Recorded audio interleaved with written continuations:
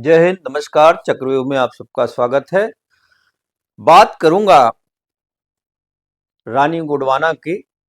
गोंडवाना रानी की वो दारुण कहानी जो इतिहास में बहुत ही साहस और बलिदान की कहानी के रूप में दर्ज है, जिन्होंने अपने सम्मान के लिए विधर्मियों के हाथ आने के बजाय स्वयं की हत्या कर ली थी और उन्होंने बहुत साहस के साथ, वीरता के साथ, पराक्रम के साथ मुगल सेना का मुकाबला किया था। ये कहानी वीरांगना रानी दुर्गावती की है और ये कहानी नहीं, हकीकत है। आप चैनल को सब्सक्राइब कर लें, शेयर और लाइक जरूर करें, पूरा चैनल देखें, पूरा वीडियो देखें, आपको बहुत आनंद आएगा। महोबा के प्रसिद्ध राजा कीरत सिंह की पुत्री और गढ़कटंगा नरेश दलपत शाह की धर्मपत्नी वीरांगना दुर्गावती बड़े ही साहस, कुशल नेतृत्व और पराक्रम से मुगल साम्राज्य का सामना किया था। उन्होंने अपने समय की कई महिलाओं की तरह दुश्मन के हाथ पड़ने के बजाय मौत को गले लगाना स्वीकार किया था।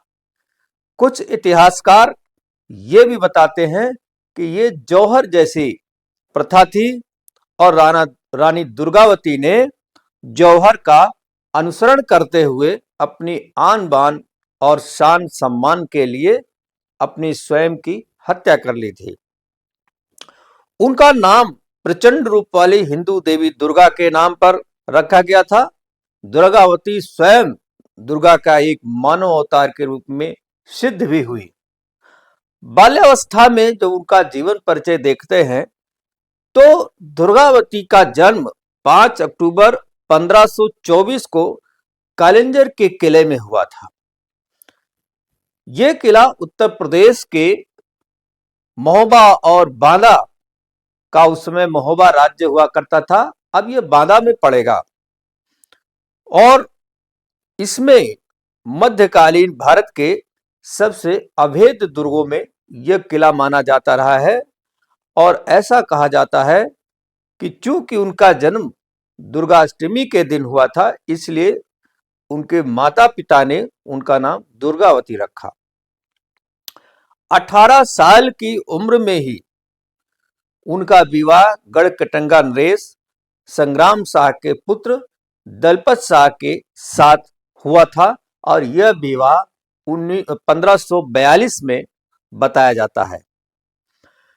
इससे दो शाही परिवारों के बीच एक मजबूत राजनीतिक गठबंधन हुआ था और अबुल फजल अकबरनामा में कुछ इस प्रकार लिखते हैं, जिस पर प्रश्न भी उठना स्वाभाविक है। और ये अबुल फजल की किताब को कोट कर बहुत सारे लेखकों ने लिखा है। आर के दीक्षित ने 1976 में द चैलेंजेस ऑफ जेजाकुप्ती नाम पर कुछ उन्होंने लिखा है। अभिनव प्रकाशन, ये दिल्ली का है, इसने प्रकाशित किया हुआ है किताब और इसका स्रोत विकिपीडिया ने भी लेकर के इस कहानी को आगे बढ़ाया है। रानी दुर्गावती, यशस्वी रानी दुर्गावती पर एक पुस्तक और लिखा गया है। सीबीटी प्रकाशन में कमला शर्मा की पुस्तक प्रकाशित किया है।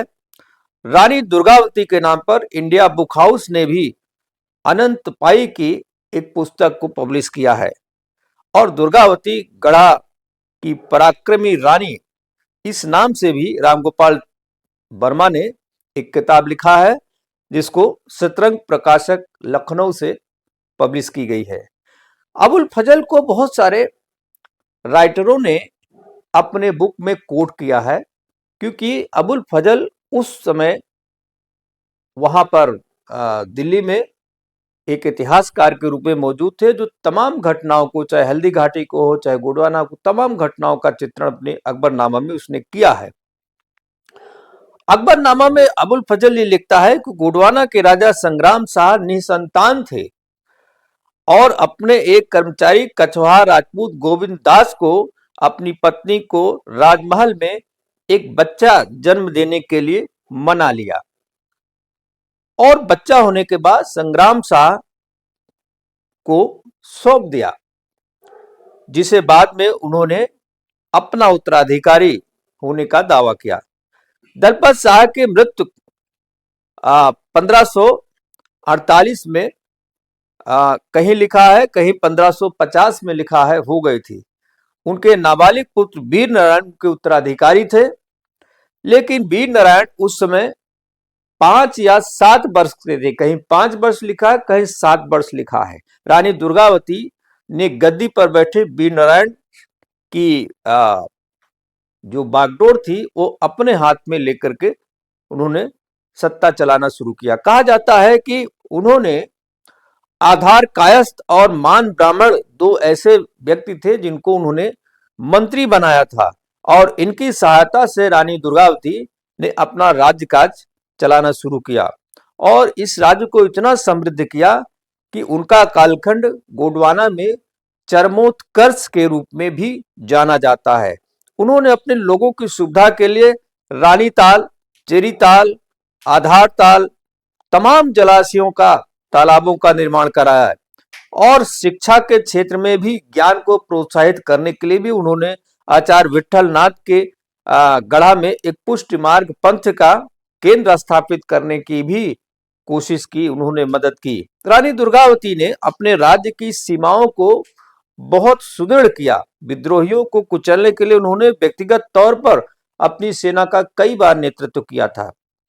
उनका राज्य पूर्व में पश्चिम तक 300 मील और उत्तर से दक्षिण तक 160 मील के क्षेत्र में फैला हुआ बताया गया है।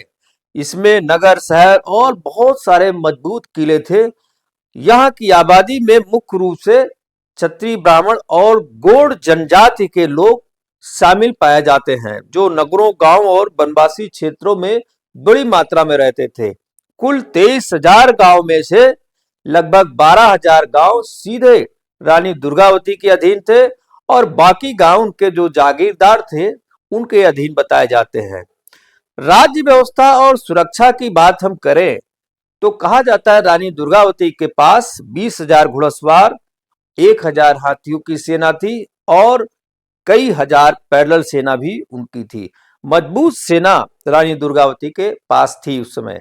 फारसी में लिखे गए तारीखे फरिश्ता के अनुसार अगर देखें तो दुर्गावती ने मालवा के शासक बाज बहादुर को खदेड़ दिया था, जिन्होंने 1955 और 1960 के बीच 2 बार गोंडवाना पर हमला करने की कोशिश की। दोनों बार उसको पराजित होना पड़ा। अपने राज्य के एकीकरण के कारण, समृद्धि के कारण वो मुगल साम्राज्य के निशाने पर आ गई। मुगल शासक अकबर अपना राज्य विस्तार कर रहा था, वो महत्वाकांक्षी था और 1562 में अकबर ने बाज बहादुर को भी पराजित कर मालवा हथिया लिया था और मालवा जब मुगल साम्राज्य के अधीन आ गया तो इसके बाद मुगल सेनापतियों ने रीवा और पन्ना के राज्यों पर भी अपना अधिकार स्थापित कर लिया। केवल कुछ ही समय में वह रानी दुर्गावती के दरवाजों पर दस्तक देने लगे। रानी ने खतरा भांप लिया और वो युद्ध की तैयारी में जुट गई। लेकिन होता क्या है, कड़ा मानिकपुर का जो मुगल सूबेदार उस समय आसफ खान था, उसको पता था कि गोंडवाना को पराजित करना इतना आसान नहीं होगा, इसलिए उसने कूटनीति से काम लेना शुरू किया। रानी से उसने मित्रता का हाथ बढ़ाया और लोगों के बीच व्यापारिक संबंध बहाल किए कि इस राज्य के लोग उस राज्य में, उस राज्य के लोग इस राज्य में व्यापारिक गतिविधियां आम तरीके से संचालित कर सके। इस दौरान उसने क्या किया कि जासूसों के माध्यम से रानी के खजाने की जानकारी इकट्ठा की, उनकी सेना की, उनकी शक्ति की इकट्ठा की, उनकी सीमावर्ती गांव में क्या क्या चल रहा है वो सारी सूचनाएं, सारी जासूसी करता रहा और बाद में उनके सीमावर्ती क्षेत्रों पर छापा मारना शुरू किया और फिर 1564 में उसने गोंडवाना पर हमला कर दिया। अब युद्ध में क्या होता है, 10,000 घुड़सवार पैदल और हजारों की सेना लेकर, तोपखाना साथ में लेकर के एक बड़ी शाही सेना मुगलों की गोंडवाना पर आ डटी। वह आसफ खान के नेतृत्व में गढ़कटंगा पर चढ़ाई करने के लिए दमोह पहुंच गए। बताया जाता था कि उस समय रानी दुर्गावती के काफी सैनिक देहात क्षेत्र में तैनात थे, क्योंकि बड़ा राज्य था और 52 गढ़ों में फैला हुआ था, इसलिए अलग अलग क्षेत्रों में तैनात थे, जबकि कुछ छुट्टी पर चले गए थे। और उनके मंत्रियों ने उनको सलाह दिया कि वो लड़ाई ना करें मुगलों से, लेकिन रानी को झुकना स्वीकार नहीं था और उन्होंने ये फैसला किया कि हार और अपमान सहने से अच्छा है कि वो प्रतिष्ठा के साथ मर जाना पसंद करेंगी।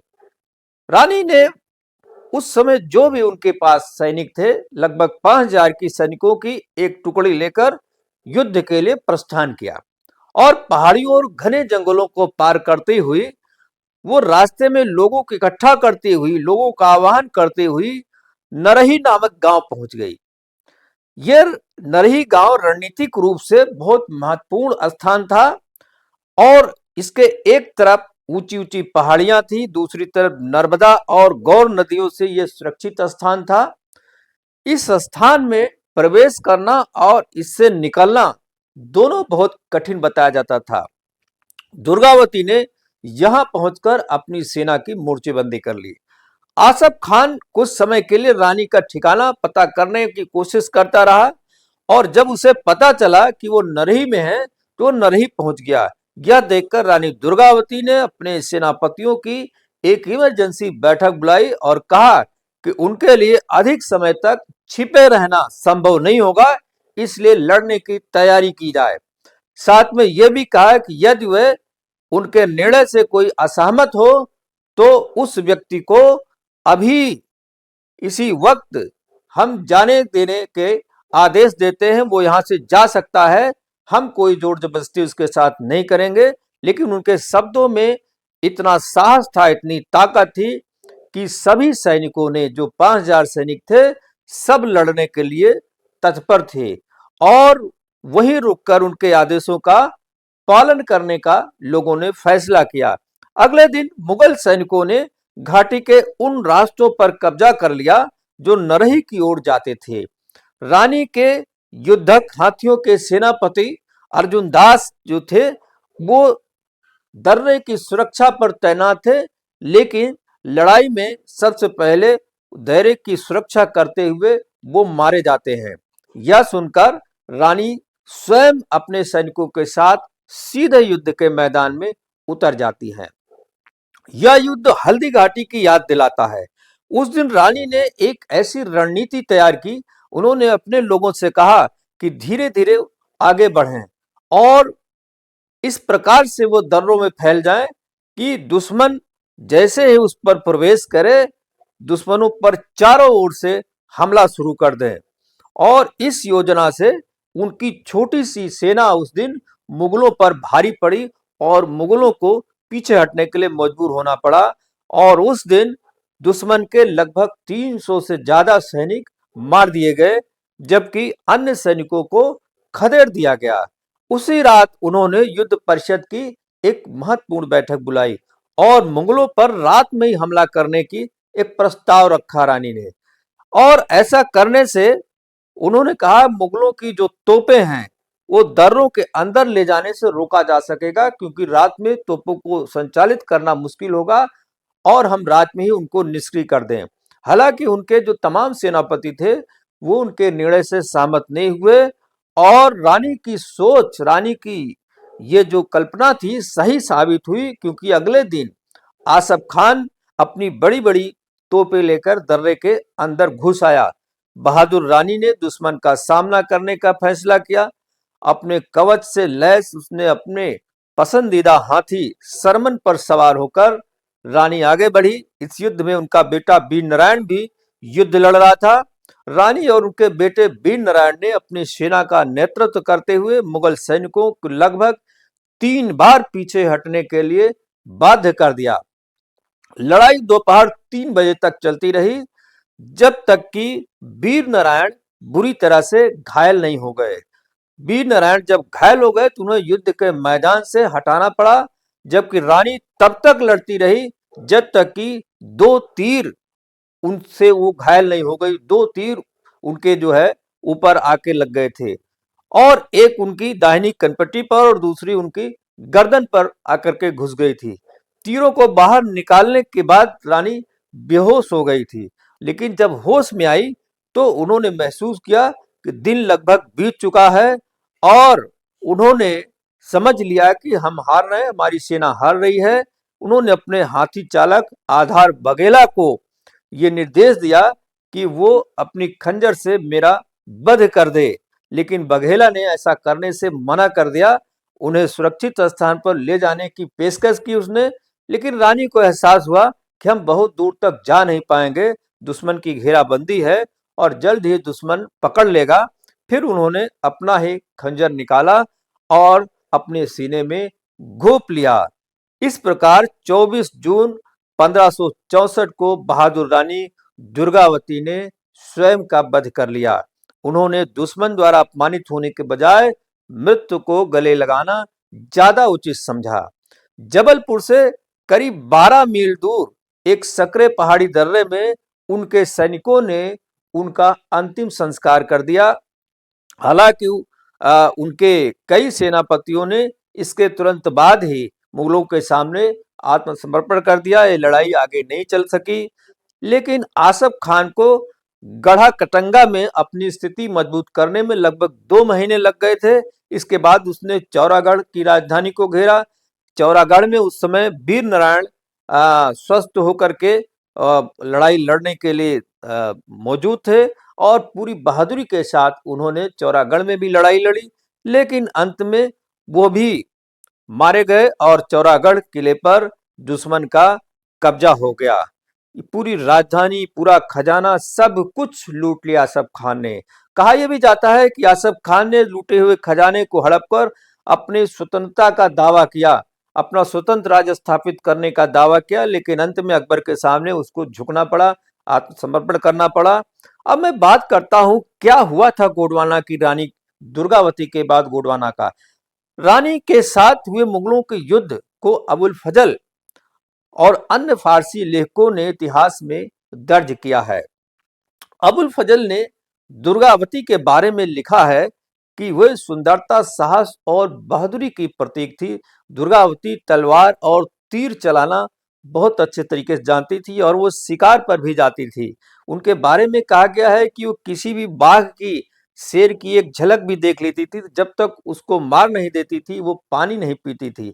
और दुर्गावती की कहानी को कई साल बाद एक ब्रिटिश कर्नल स्लीमैन है, उन्होंने भी लिखा है, जिसमें उन्होंने कहा है कि रानी का जो गढ़ा कटंगा की रानी है सभी राजाओं से अधिक श्रद्धेय है, उन्होंने बड़ी बहादुरी दिखाया था। अब बात यहां पर आती है, क्या चंद्र शाह ने धोखा दिया था? ये एक बड़ा प्रश्न है।